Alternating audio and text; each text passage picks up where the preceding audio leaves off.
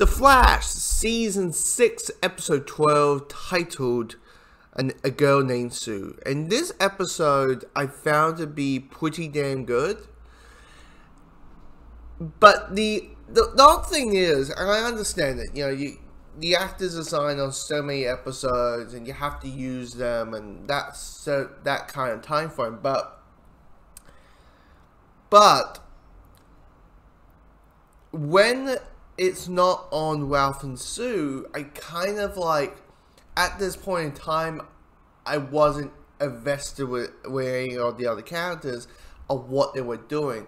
Like, I get it, they're trying to link to this black hole assassins group, but having Joe and Barry trying to secretly working on a case together, okay.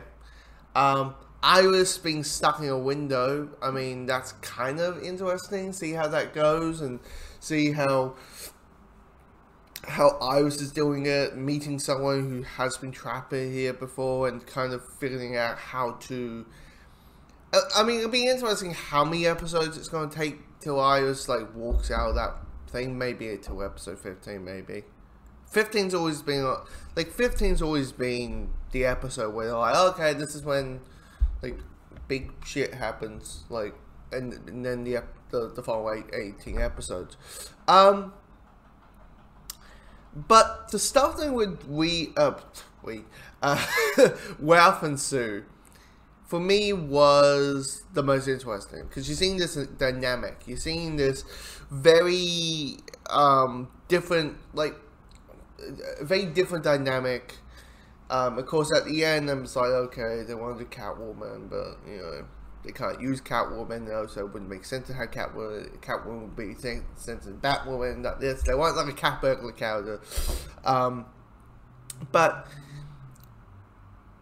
you can kind of see the connection and see this election forms, but actually, while doing the cliche thing of like two people who can't work together,